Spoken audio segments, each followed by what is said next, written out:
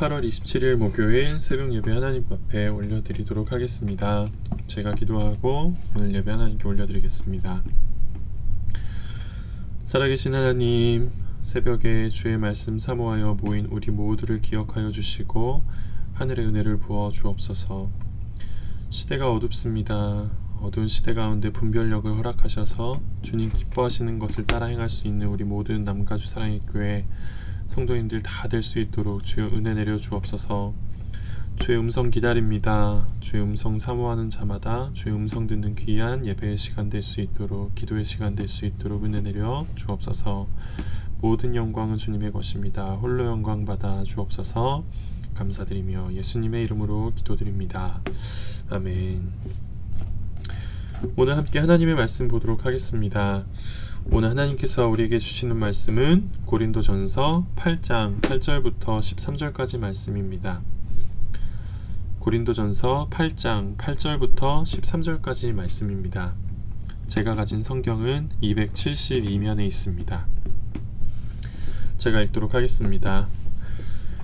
음식은 우리를 하나님 앞에 내세우지 못하나니 우리가 먹지 않는다고 해서 더 못 사는 것도 아니고 먹는다고 해서 더 잘 사는 것도 아니니라. 그런즉 너희의 자유가 믿음이 약한 자들에게 걸려 넘어지게 하는 것이 되지 않도록 조심하라. 지식 있는 내가 우상의 집에 앉아 먹는 것을 누구든지 보면 그 믿음이 약한 자들의 양심이 담력을 얻어 우상의 재물을 먹게 되지 않겠느냐. 그러면 내 지식으로 그 믿음이 약한 자가 멸망하나니 그는 그리스도께서 위하여 죽으신 형제라. 이같이 너희가 형제에게 죄를 지어 그 약한 양심을 상하게 하는 것이 곧 그리스도에게 죄를 짓는 것이니라. 그러므로 만일 음식이 내 형제를 실족하게 한다면 나는 영원히 고기를 먹지 아니하여 내 형제를 실족하지 않게 하리라. 아멘. 오늘 본문 말씀을 가지고 지식보다는 사랑으로 라는 제목으로 하나님의 말씀 나누도록 하겠습니다. 어제 본문에 이어서 오늘 본문도 우상에게 바친 제물에 대한 이야기입니다. 지금이야 이것이 성경의 지면을 할애해서 설명할 만큼 그렇게 큰 문제인가 하겠지만 초대교회 당시 우상에게 바친 제물, 우상에게 바친 고기를 먹는 문제는 굉장히 큰 문제였습니다. 사도행전 15장을 보면 예루살렘 공의회에 대한 이야기가 나와요. 예루살렘 공의회는 기독교 역사상 처음으로 열렸던 기독교 리더들의 신학회의입니다. 신학회의에서 예루살렘 회의에서 초대교회 교부들이, 초대교회 제자들이 어떤 결정을 했냐 하면 예수님을 믿는 믿음으로만 구원을 얻는 것이다. 예수님을 믿되 율법도 행해야 된다라고 하는 것은 가짜다. 오직 예수님을 믿는 믿음으로만 우리는 구원을 받는다라고 확증하면서 세 가지만 우리가 지키자라고 얘기를 했어요. 우리가 율법을 지킬 필요는 없지만 복음의 전진을 위하여 건덕을 세우기 위해서 우리가 세 가지만 지키자라고 얘기를 한 적이 있습니다. 그 세 가지가 뭐였냐 하면 첫 번째로는 예수님을 믿는 믿음으로 충분하지만 그럼에도 불구하고 우리가 목매어 죽인 것은 피하자. 두 번째, 음행을 피하자라고 얘기했고, 세 번째 어떤 것을 얘기했냐면 우상에게 바쳐진 제물, 우상에게 바쳐진 고기는 먹지 말자라는 것이 예루살렘 공의회에서 제자들이 확증한 내용이었어요. 예수님을 믿는 믿음으로만 충분하지만 그럼에도 불구하고 지켜야 되는 세 가지 중에 하나는 뭐였냐면 우상에게 바친 고기, 우상에게 바쳐진 제물은 먹지 말자라는 거였어요. 이것이 뭐가 그렇게 큰 문제가 되냐 싶지만 초대교회에서는 이것이 굉장히 중요한 이슈였어요. 왜냐하면 초대교회 안에 있었던 특별함 때문이었습니다. 지금 우리가 사는 시대야 고기가 먹고 싶으면 마켓에 가서 돈을 주고 사면 그날 저녁이라도 먹을 수 있는 것이 고기 아니겠습니까? 근데 2000년 전 고대시대로 돌아가면 고기를 먹는 것이 그렇게 쉬운 일이 아니었습니다. 지금처럼 도축 기술이 발달한 것도 아니었고, 지금처럼 운송 기술이 발달한 것도 아니었고, 지금처럼 보관이 용이한 것도 아니었기 때문에 고기는 시장에 바로 나와서 바로 팔리는 것이 고기를 시장에서 구입하는 방법이었어요. 근데 이 고기의 출처가 대부분은 어디였냐 하면 대부분 우상에게 바치고 남은 것들이 시장으로 쏟아져 나오게 된 겁니다. 그 당시는 지금처럼 풍요로운 시대가 아니었기 때문에 오직 고기를 소비하기 위해서 도축을 하는 것은 거의 없었어요. 대부분의 고기의 출처는 어디였냐 하면 우상에게 제사를 드리고 남은 고기들이 시장에 쏟아져 들어왔기 때문에 성도들은 시장에서 고기를 사면 항상 마음에 거리낌이 있는 겁니다. 지금 내가 사는 이 고기가 어떤 우상에게 드려졌던 고기인 줄을 모르고 그냥 사게 되는 거예요. 그러면서 이 시장에서 고기를 사면서 초대교회 안에 세 가지 사람들의 염려가 들어오게 된 겁니다. 첫 번째는 뭐냐 하면 부지 중에 나도 모르게 우상에게 바쳐진 고기를 사 먹으면 어떻게 되지? 라는 걱정이 초대교회 사람들에게 들어오게 된 거예요. 내가 지금 이 고기를 사는데 이 고기가 어떤 우상에게 어떻게 드려졌는지 모를 고기인데 이거 먹으면 괜히 내 몸에 잘못되는 건 아닌가? 이런 고민들이 생겨나게 된 거죠. 두 번째는 어떤 사람들이 생겼냐 하면 우상에게 바쳐진 고기인 것은 분명한데 어쩔 수 없이 그것을 먹는 사람들도 생겨나게 되었습니다. 그 당시 고대 시대에는 상업조합이 있었어요. 길드라고 하는 상업조합이 있었는데 이 상업조합들마다 믿는 우상들이 있었습니다. 근데 이 상업조합 안에 성도가 들어가게 되면 그 우상에게 제사를 드릴 때 함께 제사를 드리러 가야 되는 거예요. 빠질 수가 없는 겁니다. 경제적인 불이익이 되기 때문에 하나님이 원치 않는 것을 알면서도 그 제사에 참여를 하게 되었고 거기서부터 제공되어지는 고기를 먹게 되는데 또 안 먹을 수가 없으니까 살기 위해서 어쩔 수 없이 고기를 먹는 사람들도 생겨나게 되었어요. 세 번째는 어떤 사람들이 있었냐 하면 또한 이 제사로부터 나온 고기들을 무료로 나눠주는 행사들도 많이 있었습니다. 그날 처리를 바로 했어야 됐기 때문에 무료로 이웃들에게 고기를 나눠주는데 받으면서도 죄책감이 드는 겁니다. 고기를 항상 먹을 수 있는 것이 아니라 가끔 먹는 것이기 때문에 먹고는 싶은데 우상에게 바쳤던 제물인 걸 알아요.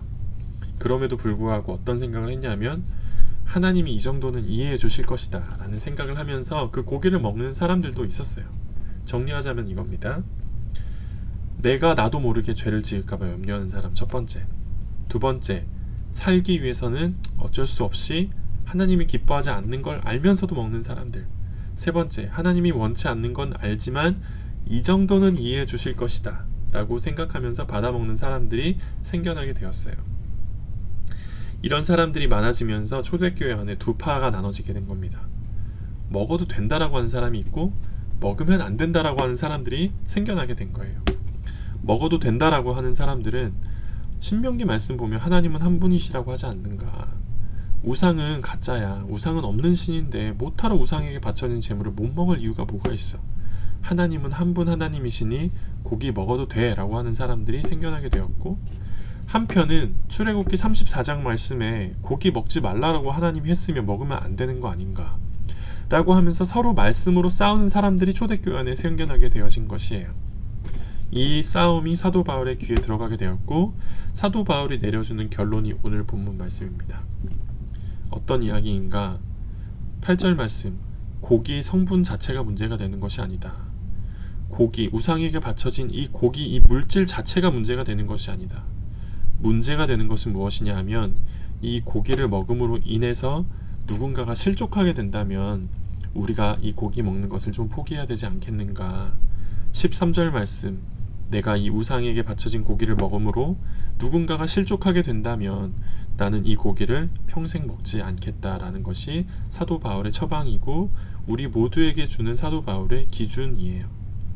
우리는 이러한 이슈를 현대사회를 통과하면서 많이 경험하게 되죠. 가장 극명한 예는 음주 문제일 것이에요. 어떤 성도님은 술을 딱 대하게 되면 어떤 생각을 하는가?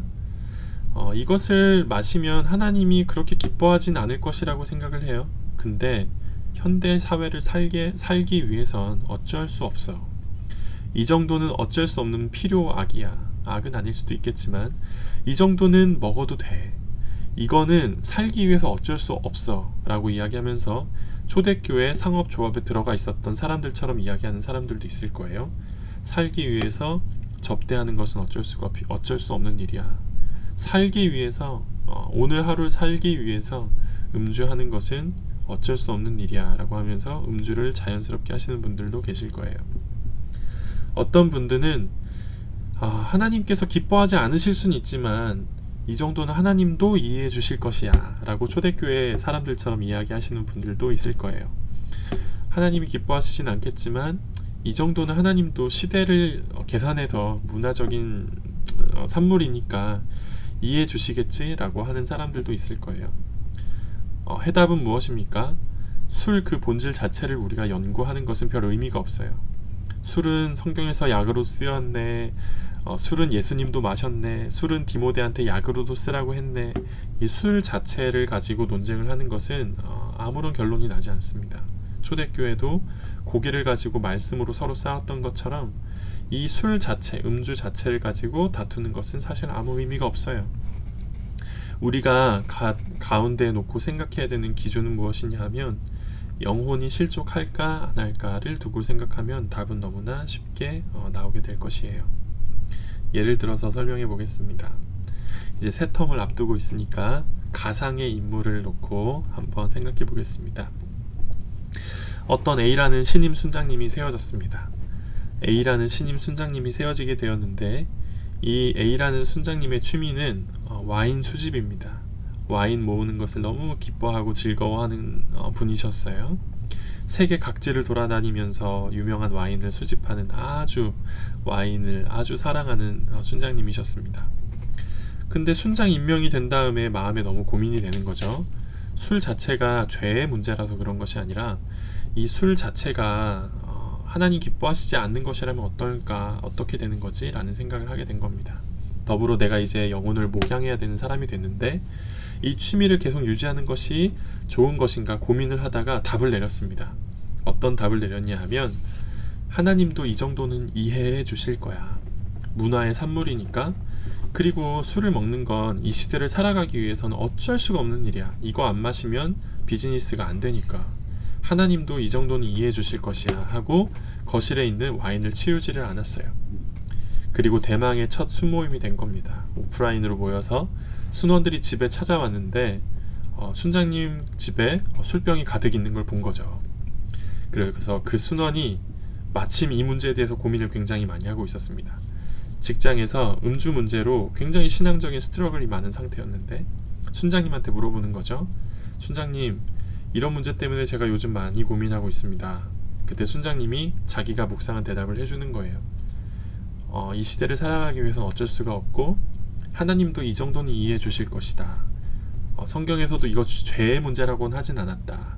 죄가 아니니까 이 문제에서 나는 자유하다라고 이야기를 했는데 그 대답이 그 순원에게는 대답이 된 겁니다. 영적인 대답이 된 거예요. 그래서 직장에 가서 술을 아무런 거리낌이 없이 마시게 되었고 그 다락방은 음주 문제에 대해서 굉장히 자유한 다락방이 되어졌어요. 이것이 바로 오늘 본문 10절에 나온 예화가 되겠죠. 오늘 본문 10절 말씀에 너의 지식이 옳다고 해서 그것을 추구한다면 믿음이 약한 사람, 양심이 약한 사람들도 너처럼 되지 않겠는가. 이것이 오늘 본문 10절 말씀이죠.